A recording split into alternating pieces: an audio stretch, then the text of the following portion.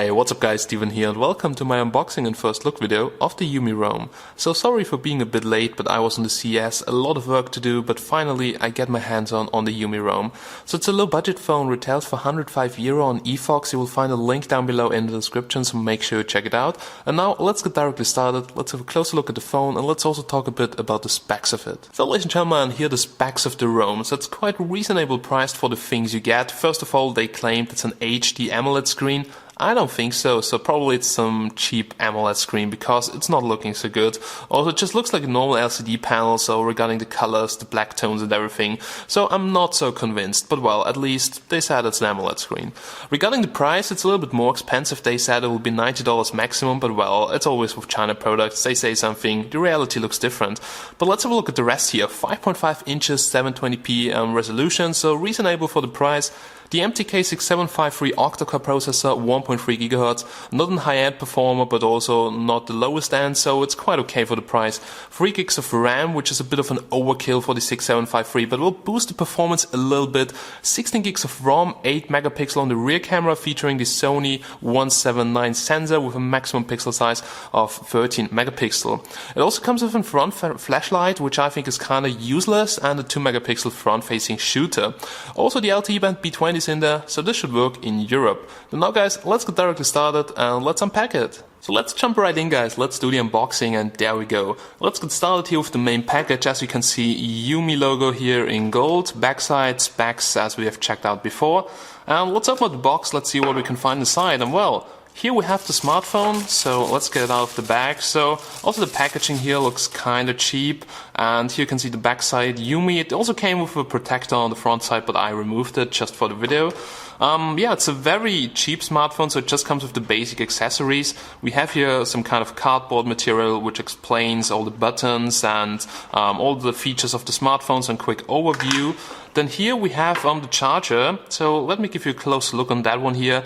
It's a normal 5-watt charger, 5 volts, 1 amp, travel charger, whatever. I've seen that design actually, I think, on some Duchi phones, so quite popular one. We have here the European power socket connector, but well, it depends from which country you order, you will always get the correct one. Here the USB port, so as you can see it's straight in, but nothing special, just a 5-watt charger. Also the rest inside of the box is not really special. It comes with a micro USB cable to charge it. Nothing extraordinary, so just a normal micro USB cable, not even with the Umi logo, so this is nothing special. And there we go, here's a screen protector for the front side of the smartphone, so also nothing special. Okay, but you can also order a lot of accessories with the Umi Rome. So here we have a 9H tempered glass, magic glass or whatever they branded with, screen protector. So as always it comes with wet wipes. First of all you clean your display wet, then you just dry it with the dry wipes. And here we have the tempered glass screen protector, so it should have 9H on the hardness scale. So this is very hard, also it's pretty stiff and thick, so I guess it's 0.4 or whatever. I'm not really sure about the thickness though, but you can see it's a pretty big one, pretty thick and also really scratch resistant. And it works with Retina and HD Super AMOLED screens. But well, as I've told you before, I'm not really convinced that this one here on the Umi Rome is an AMOLED screen. But let's put this beside here, I think, and the screen protector is $10, so you have to decide for yourself if it's worth it. Something which is really cool is that leather flip case for the Rome, which you can see right over here. So the bad thing is, always with Umi products, you have to glue it to the back side of the back cover. I absolutely hate that because after some time you use it a lot. When there are hot days, the sun is shining on your smartphone, the glue gets a little bit, yeah, you know, it gets a little bit warm, and then probably the back cover here will come off. So it's nice leather material, probably fake leather, but still not too bad quality at all. But the fact that you have to actually stick it to the back of your back cover kills it for me. Okay, then here we have another protector case, and there we go. So it's a transparent one, actually not fully transparent, so okay, let's open this up. I'm so bad at unboxings. And there we go. And it has some cool structure in there, so just check this out guys. It looks like Minecraft, a lot of blocks, pixels or whatever. Rome Umi Digi, so that one here is really stiff, really hard. Actually, I would prefer that. I wouldn't go with the leather case, I would just go with that one here. So that's pretty stiff, really hard, offers pretty good protection. Also on the sides, not at the bottom, but I think we can actually put the smartphone in to check it out. Yeah, correct way. So let's see if it also covers the frame here a little bit. Not really a lot, so actually the plastic here is a little bit higher than the display, the glass, but not really much. So if it will fall down, it will still fall on the glass and probably break, but you have good protection here for the back and for the borders, so for the frame. Okay, that are basically the accessories. So by default you just got the smartphone for around 105, and if you want to go with accessories, I would actually probably go with this one here and the tempered glass screen protector, but not with the leather case. But it's just my personal opinion, so do whatever you want, guys. And now let's just go and let's have a closer look here at the Umi Rome. Right, there we go. Here's the Umi Rome. Let's have a closer look at the smartphone. First feeling in my hands, bit too heavy, over 180 grams, so this is a little bit too much for me. The size, yeah, it's 5.5 inches, but it feels still very big, and also it's pretty thick. Just check out here the frame, it's like almost a weapon, you could kill somebody with that phone. It's very robust, but it's a little bit too big and heavy for me for a 5.5 inch phone, just in my opinion. But let's have a closer look at the front side. Bezels are looking okay, so not a massive elephone bar around it, so not some black bar around the display, which looks good. Bezels, so with the black frame here, 3mm maximum on each side, that's really okay.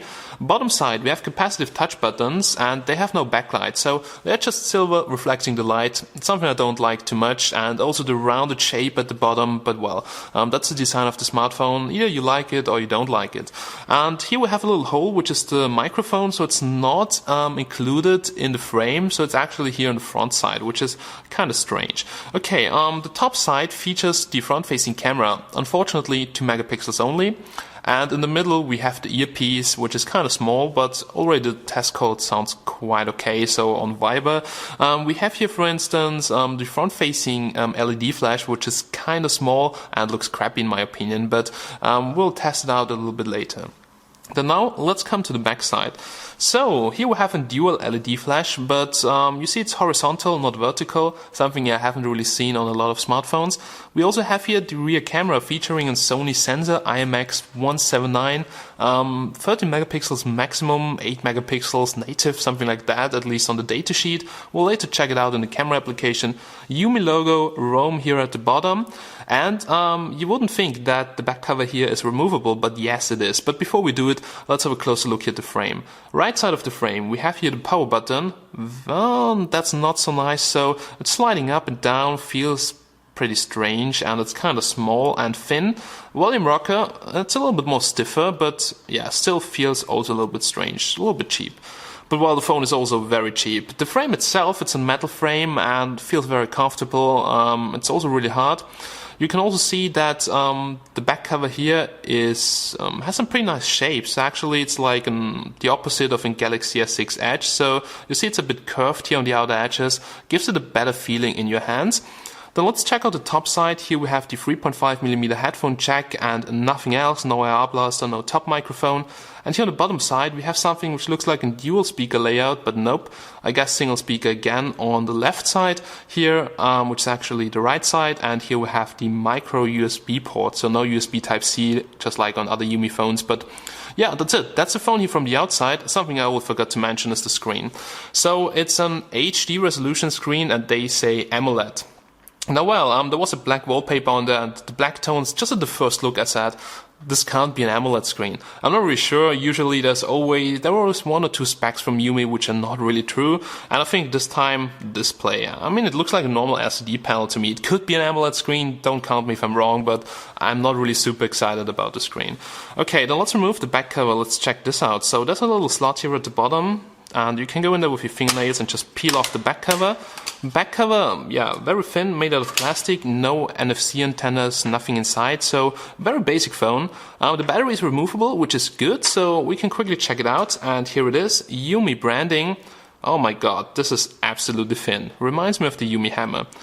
2500, well, it's pretty big from the size though, but just check out the thickness here. It's like 4 millimeters maximum, and I'm not really sure about the capacity. So let's do the idiot test. Probably they forgot to do it.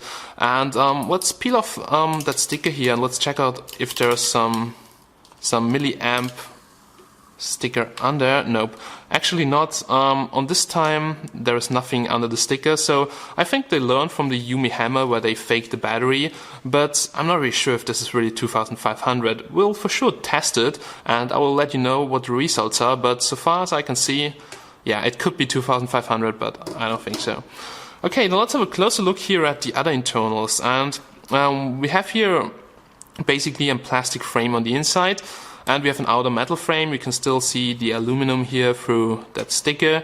We have here a Umi sticker coming with IMEI numbers 1 and 2.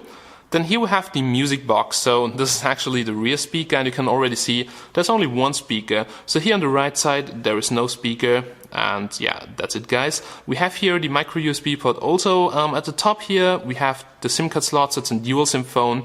And due to the removable back cover, you also have the opportunity to put in micro SD card, something I really appreciate. SIM card slot 1, 2, and here micro SD card slot up to 64 gigs, but I'm pretty sure more will also work.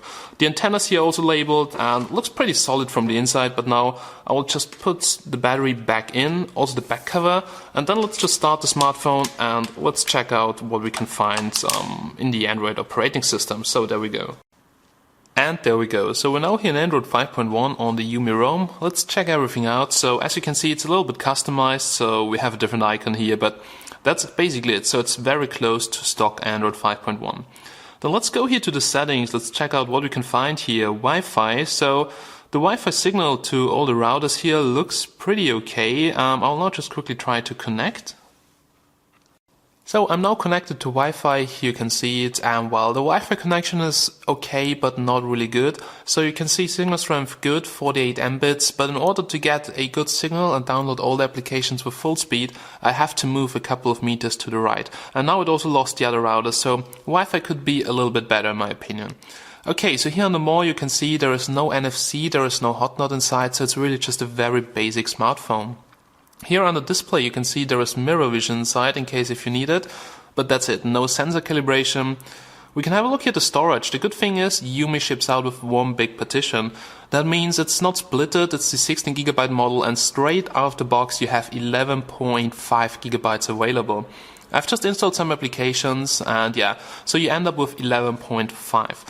Okay, we have here a look at the battery too, but well, I can't tell you anything right now about the battery because I'm just using it for around 1 hour. Here under apps you can see running apps in the background, so let's quickly check this out. And yeah, it uses 500 megabytes and still 2.4 gigabytes of memory are free, so that's a very good optimization of the ROM. Usually Umi is very close to stock here with all the phones, and that's pretty good, so no unnecessary bloat, it comes pre-routed, and that's absolutely awesome. Okay, so we have location, so GPS, we have gesture sensing, and we can quickly switch it on. So for the gallery, to use the proximity sensor, not really sure where it is, I guess right over here, so I can barely see it. You can actually switch between stuff in the launcher, gallery, whatever you want to. It also supports Smart Wake, so actually nothing special, which you could also install with other applications, but it has here double click to wake screen and all that. Okay, then here we have security. And there is no fingerprint scanner on there, so as you will see, just the basic stuff, what do you expect on a €100 smartphone. It's multi-language, that's pretty good. We have here German, English, all the most important applications, also several others. Not really sure, there are different types of Chinese, traditional one, others, Chinese stuff. I really don't know what that is, but you see it's really multi-language, that's pretty good. Alright, that's everything we can find in here. Last but not least, here about the phone, it runs Android 5.1 and there are wireless updates, but yeah, I had to do one when I unpacked the phone, and here you can see it, so it's currently running version 3.01, which seems to be the latest version because it says right now, you're up to date. Okay, this is everything we can find here in the settings. Here once again a look at the menu. We can quickly have a look at the camera, and there we go. And yeah, maybe let's quickly try here to focus, so it adjusts the light. So we have here a pretty strange studio light, but let's take a picture, okay?